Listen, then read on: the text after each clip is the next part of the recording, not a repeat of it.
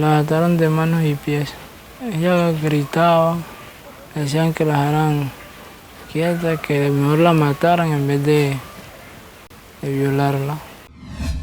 Es la impunidad que ha significado de que las violaciones de los derechos humanos aún se mantienen.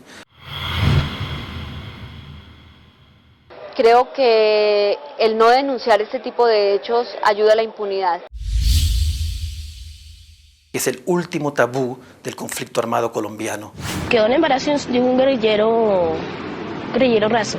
Producto de violación, quedé embarazada. Fue cuando la llevaron a la Fuerza Aérea de Melgar y la violaron allí. Y al abrirla, el bebé todavía estaba vivo. Y el bebé estaba vivo y el señor Jay sacó un cuchillo, una puñaleta y se la enterró al bebé en la cabeza. La violencia contra las mujeres en territorios de guerra es una violencia sistemática, invisible e impune. Diríamos que la mayor vulneración de derechos de los niños y las niñas, estamos hablando de las categorías de la Convención Internacional de Derechos del Niño, la de la vida y la supervivencia es una de las principales.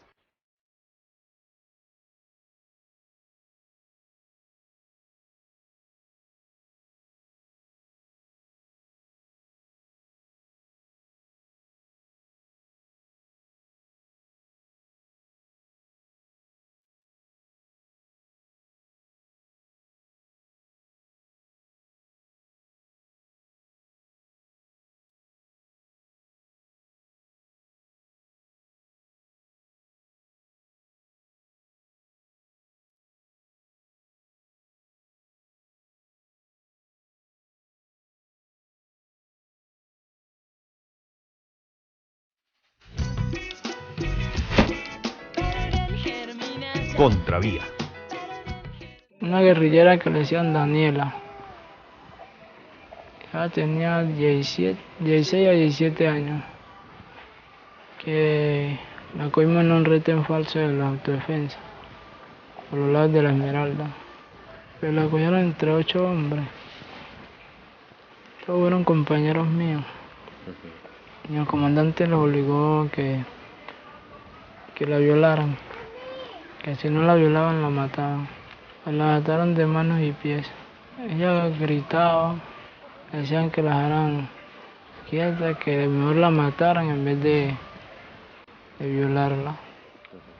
La ataron así de manos y pies, así. Se la cogieron así como en una posición de unos palos y empezaron la gente a tocarla y empezaron a hacer el amor con ella. Los 8. Sí, los 8. Ahí ya cuando ya han hecho eso, entonces la mataron, la descuartizaron. Viva.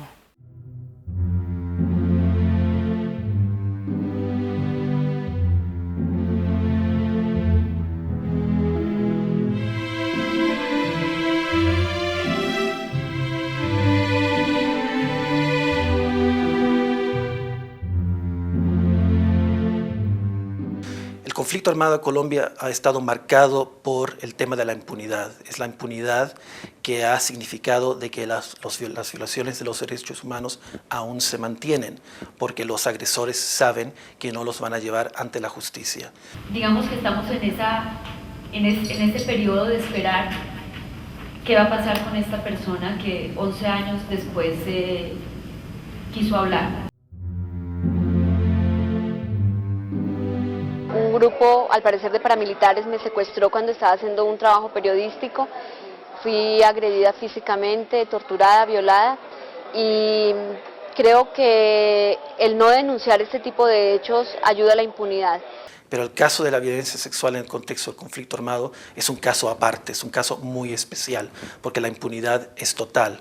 Podemos decir que es un tema totalmente invisible, hasta se podría decir que es el último tabú del conflicto armado colombiano. Es un hecho de que la gran mayoría de las sobrevivientes de este tipo de crimen no tienen la confianza para poder denunciar y las pocas que sí denuncian, sus casos nunca son investigados y el Estado ha fallado en ofrecerles el tipo de ayuda médica, física, psicosocial que merecen estas sobrevivientes. Quedó en embarazo de un guerrillero raso. O sea, y a la muchacha le hicieron un degrado y le hicieron sacar, o sea, le sacaron el peladito de 3 meses que tenía ya. Nosotros sacamos un informe sobre este tema en el 2004, donde analizamos el tema a fondo, llegando a varias conclusiones. Por ejemplo, que la práctica de la violencia sexual en el contexto del conflicto armado era una práctica sistemática y generalizada, cometido por todos los actores armados, tanto la fuerza pública como los grupos guerrilleros y los grupos paramilitares. Entonces pensamos que era un buen momento para revisar el tema, para ver si desde el 2004 en realidad han habido algunos avances, porque ha pasado mucho desde 2004. Hay que reconocer que la legislación sobre el tema sí ha cambiado. Hay nuevos decretos, resoluciones, protocolos para tratar el tema de la violencia sexual en el contexto del conflicto armado, y eso es algo positivo. El gran problema ha sido de que en la realidad, sobre el terreno, muy poco ha cambiado. Lo que estamos viendo es que la práctica aún se mantiene como una práctica sistematizada y generalizada, cometida por todos los actores armados y donde la impunidad es casi del 100%. Yo no quería, pero a la fuerza sí fue. A la fuerza. Ellos son los que mandan con el arma, ¿no? Yo me dejé llevar. Dijo, bueno, o se va conmigo esta noche o te mataré. Entonces, yo acepté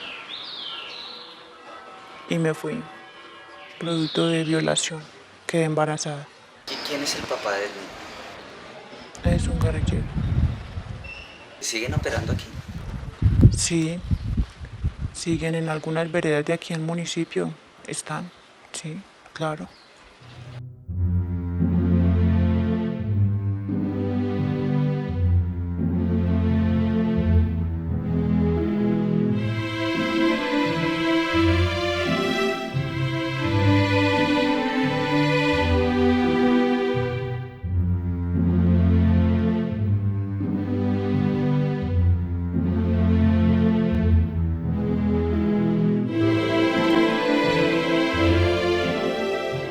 Contexto del conflicto armado, encontramos que hay mecanismos que favorecen la impunidad desde antes incluso de la ocurrencia del hecho. Por ejemplo, hay un temor, un miedo a la denuncia. También hay un desconocimiento de las rutas de atención, o a veces cuando se conoce a qué institución, a qué autoridad, la gente no acude porque siente que no tiene garantías y porque efectivamente cuando acuden los funcionarios no están ni capacitados ni con la sensibilidad que se requiere para abordar este tipo de hechos y de violación de derechos.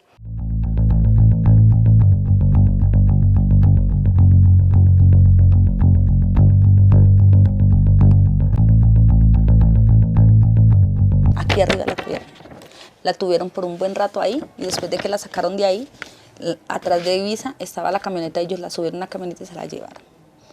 Y fue cuando la llevaron a la Fuerza Aérea de Melgar y la violaron allí. Allí este señor salió de allí, estos salieron de allí, y él la dejó en la habitación de él en la Fuerza Aérea de Melgar encerrada con llave 3 horas ahí, como una especie de 3 horas, no sabemos bien porque la Fiscalía, el CTI no hizo la investigación, y si la hizo no la ha entregado.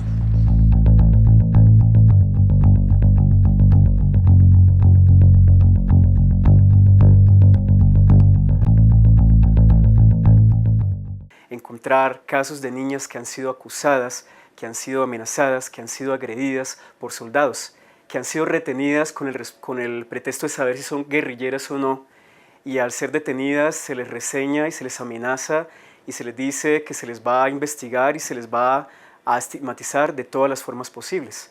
También muchos casos y muchos testimonios de niñas y mujeres que mencionan cómo también esta remilitarización de sus territorios se da a través de códigos impuestos de convivencia, ¿sí?, de actores armados, tanto legales como ilegales, ¿sí?, cómo se les prohíbe o se les dice usted no puede salir después de esta hora, porque si usted sale, usted responde por su vida y no es nuestro problema, cómo se le impone a las mujeres una forma de vestir, una forma de maquillarse, una forma de relacionarse con los hombres.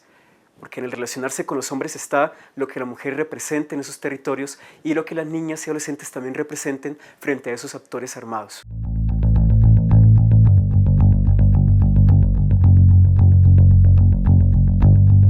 La Ley de Justicia y Paz, la Ley 975, se planteó como una ley transitoria, está llegando a su final, en el caso de violencia sexual con una condena, en los demás delitos no es que haya sido prolífera en sentencias judiciales.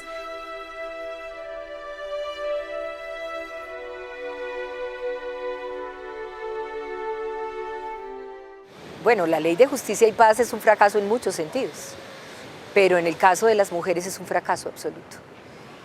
Las pocas, digamos, denuncias que hay no avanzan con la celeridad que se requiere y solo hay una condena. Están las dos sentencias de la Corte Constitucional que dicen de manera contundente: la violencia contra las mujeres en territorios de guerra es una violencia sistemática, invisible e impune. Yo pienso que son tres adjetivos que nos ponen de frente a una realidad muy dolorosa. La Fiscalía imputará cargos en contra del extraditado ex jefe paramilitar Hernán Giraldo por el presunto abuso sexual de por lo menos 19 menores de edad, entre otros delitos. La diligencia prevista para las próximas horas será transmitida vía satélite a la Sala de Justicia y Paz localizada en la ciudad de Barranquilla. Giraldo se desmovilizó en el año 2006, pero fue extraditado en el 2008. Desde el 2004 está acusado de narcotráfico por el Tribunal Federal del Distrito de Columbia. La acusación se convierte en una de las primeras imputaciones por delitos de género cometidos por exjefes paramilitares. La impunidad en el proceso de justicia y paz para crímenes de violencia sexual ha sido del 100%.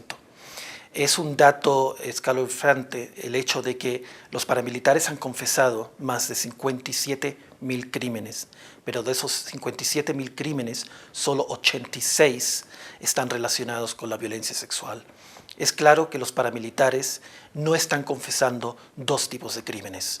Uno es la violencia sexual y dos, el reclutamiento de menores, porque temen que la Corte Penal Internacional tiene un especial interés en investigar esos dos crímenes en particular.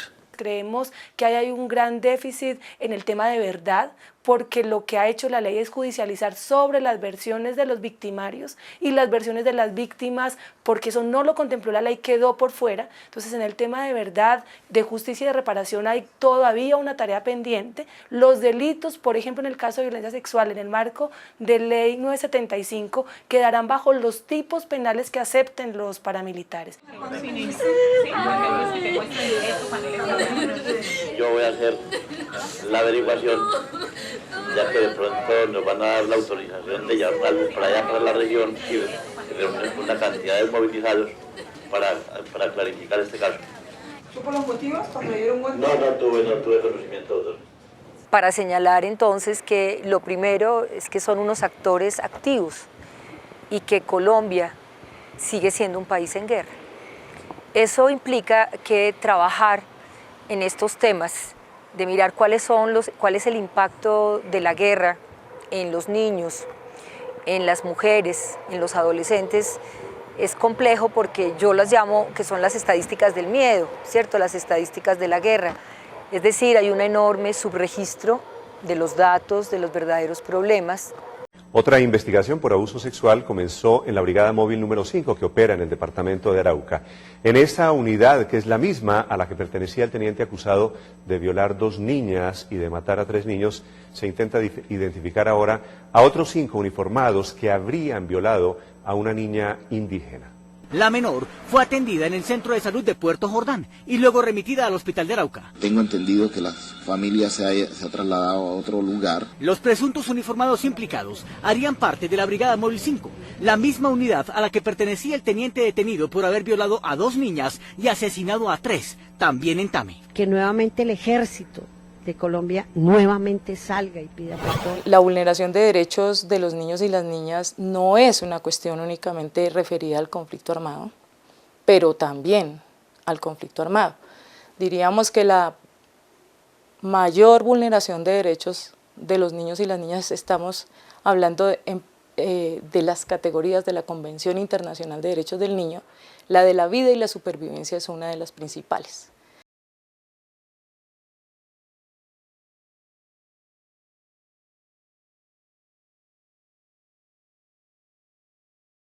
La atrocidad y los actos deplorables, según la Fiscalía, consisten en la forma como fueron asesinadas estas personas e inclusive los niños.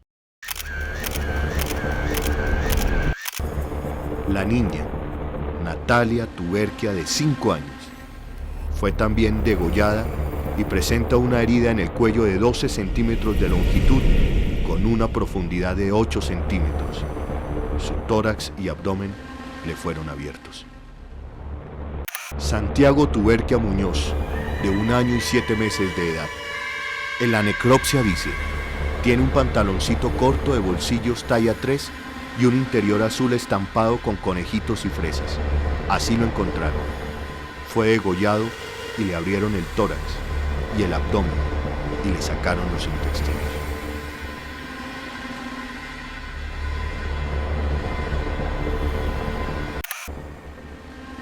Deiner Andrés Guerra, de 11 años. Corrió la misma suerte de los demás niños.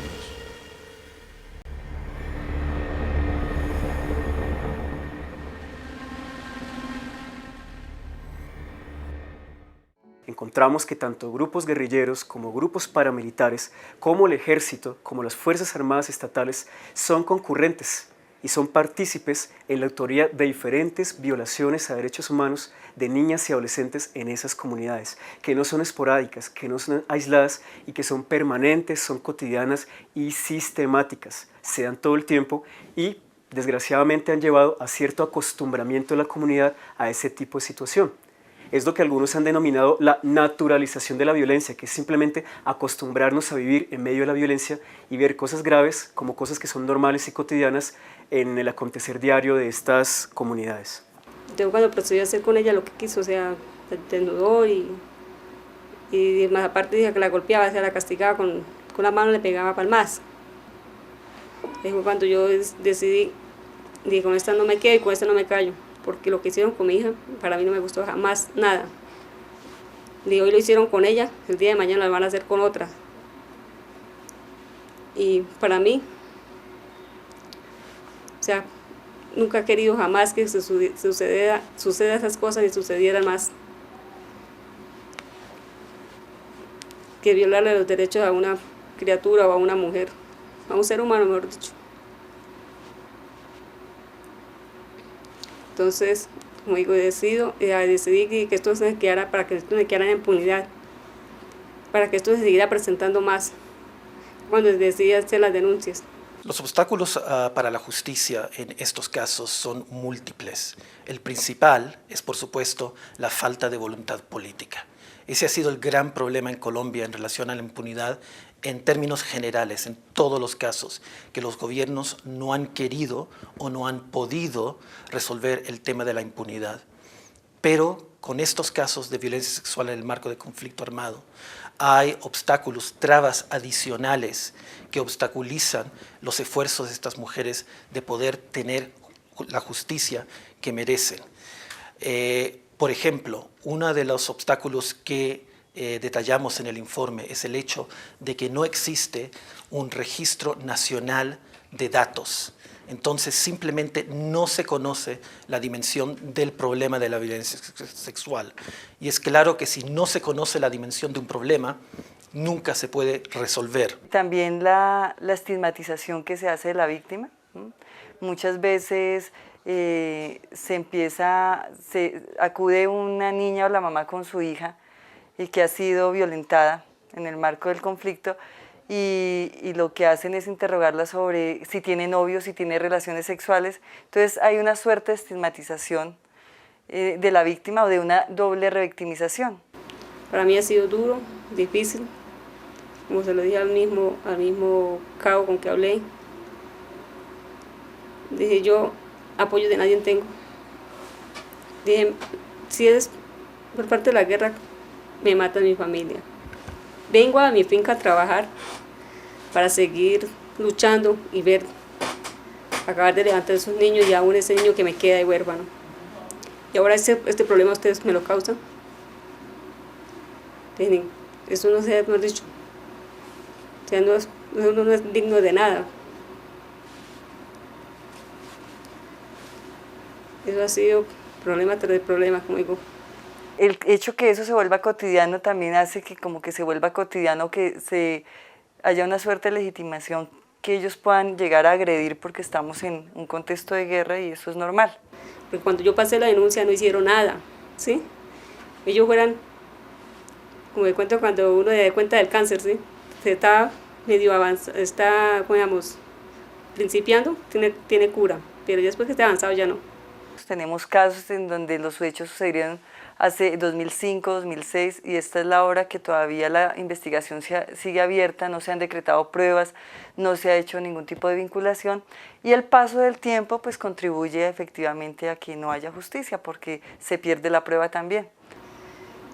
Que eso no quede en impunidad y que ojalá las tropas que tenga sea que verdad sea gente que verdaderamente guarden, o sea, o guarden no la palabra sino como es, que en verdad ejerzan los derechos humanos, que se dicen que son las personas que deben dar ejemplo, porque ellos son los que tienen derecho de guardar vida y honra de los ciudadanos, y están haciendo lo contrario, no puede ser justo. No se le da prioridad a este tipo de casos en donde las víctimas han sido niñas y niños, contrariando incluso un principio constitucional y es la prevalencia del interés superior de los niños y las niñas, ¿no?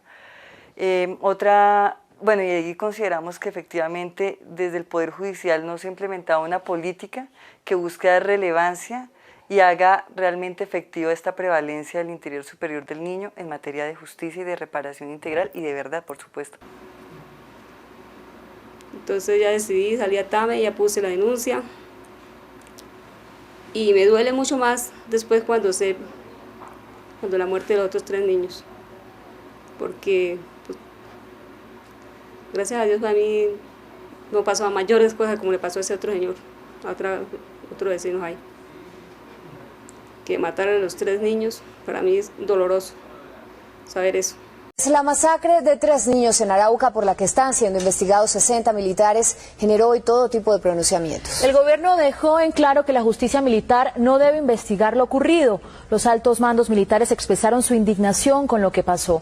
La Fiscalía pidió que el subteniente Raúl Muñoz Linares, indicado de violar y asesinar niños en Arauca, sea procesado también por sevicia.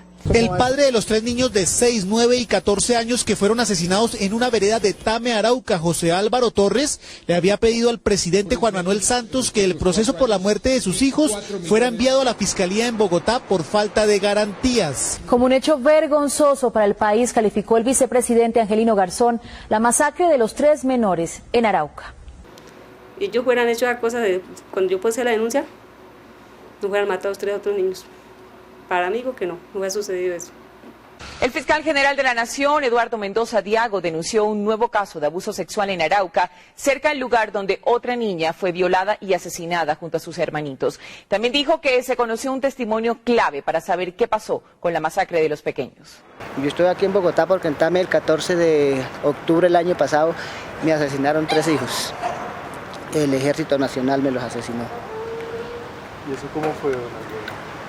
Pues ahí los niños, o sea, yo vivía solo en la casa porque no sé si la mujer no estaba, la mujer se había ido para Venezuela, entonces los niños mantenían solitos en la casa y el ejército estuvo a la casa 2 veces y los encontró las 2 veces solos. Y el 14 de octubre me los desaparecieron, fueron desaparecidos y sí desaparecieron y yo cuando llegué a la casa en la tarde a buscarlos pues ya no los encontré. Contravía.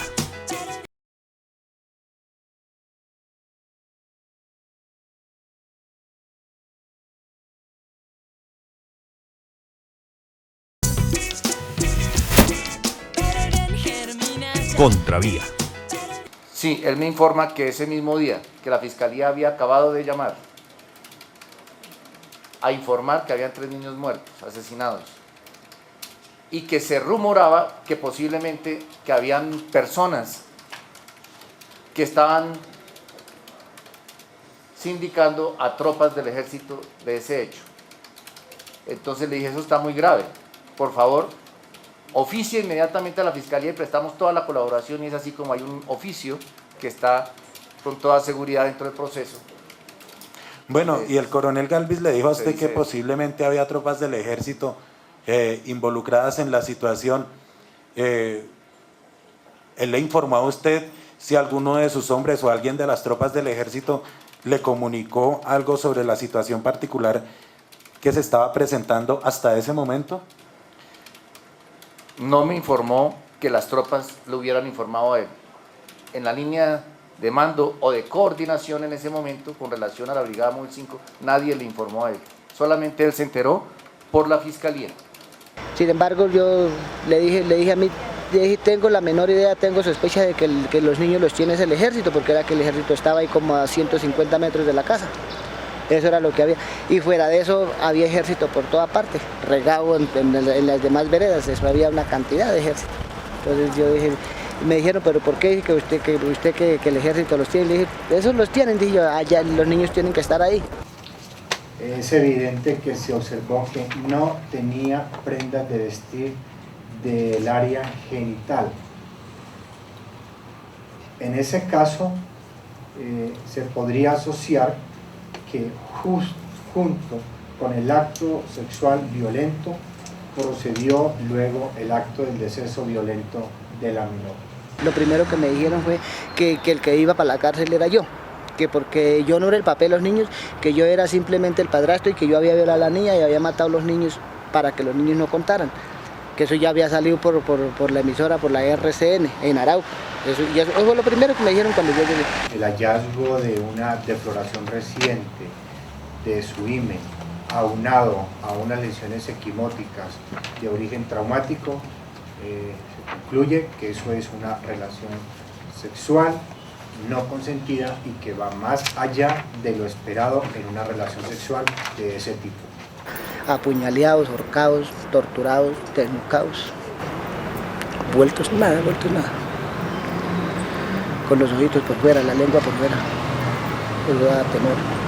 Sosteniendo la respuesta número 1 del caso Giniferney, JF, para la manipulación de su área genital debió retirarse la ropa o al menos lograr bajar su pantalón y ropa interior. Contravía.